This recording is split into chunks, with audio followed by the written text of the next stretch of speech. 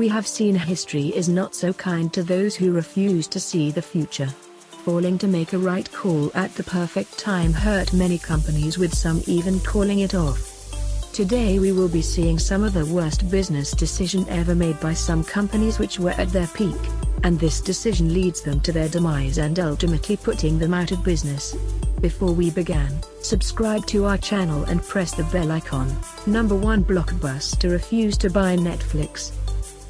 Blockbuster was in the 90s used to be a leading force in the rental services of video games and movies on demand. But things are about to change.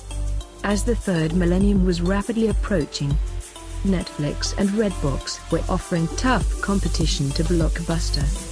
Netflix, who was then an email order service, offered Blockbuster to expand its business online through a $50 million deal. Blockbuster turned the offer, and the rest is history, with Blockbuster eventually filing for bankruptcy in 2013. While Netflix has a market value of $152 billion, Excite refused to buy Google. Think for a second. You have a deal on your table that offers you to buy Google only for $750,000. Would you turn down that offer? Regrettably, the thinking tank at Excite wasn't thinking the same as you. They refused the offer. Excite used to be a popular web portal in the early days of the internet, but right now is somehow still online. They would be a big thing on the internet if they did not pass on to the golden goose in the form of Google. Call it a turn of fate that you can still Google Excite to still see its existence, which was back in the days. Used to be popular. Motorola started the race late. Remember the flip phone back in the days? They were a thing in the early 20s. The flip phones introduced by Motorola, known as the Razr, is considered a breakthrough success for Motorola brand, aiding them to become second in mobile selling back at that time, but Motorola dropped the ball, failing to capture the market, with Apple and Samsung catching up. A phone and an internet communicator. An iPod. A phone. Are you getting it? These are not three separate devices. This is one device.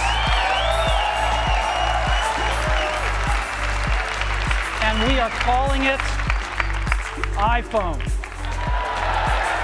I am proud to say that we are introducing the Galaxy S to the United States. And eventually capture the smartphone market. Motorola loses a fair amount of money with an 83% drop in share value, because of its decision to not produce smartphones, which incapacitate them a lot, with Motorola divided into two companies with a buyout by Google in 2012 for $12 billion, and sold it to Lenovo in 2014 for $2.9 billion. Motorola is estimated to have lost $3.4 billion from 2007 to 2009. EGS wasn't opening the window on time. Back in 1979, EGS was a massive multinational company having a worth of $1 billion, was looking to ways to invest. Come, Bill Gates in the story, a 23-year-old businessman about to achieve his peak, offered EGS to buy Microsoft for $40 to $60 million. EGS founder and CEO Ross Perot, even though seeing the potential in Microsoft, as Microsoft has yet to reach its peak. But EGS refused to finalize a deal. Now Microsoft has a market worth more than $1 trillion. And Bill Gates is the world's second wealthiest person. Ross admitted his mistake, but now it's too late, as EGS now lies into the shadow of HP. Atari should have taken that apple.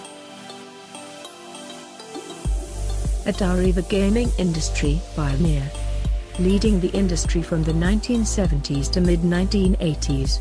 Many didn't know that Steve Jobs and Steve Wozniak, co-founder of Apple, used to work for Atari, where Steve creates the game Breakout, which proves to be a huge success. Both Jobs and Wozniak resigned from the company. and developed a computer named Apple I from Atari hardware. Steve asks the Atari founder Nolan Bushnell $50,000 in return a share in Apple. Bushnell refused, and even though he said he doesn't regret his decision, but if he would have said yes, he would have been a billionaire right now. Atari could be saved from the video game crash of 1983. Apple, after a few hiccups, become a phenomenal success as it is now a $1 trillion company.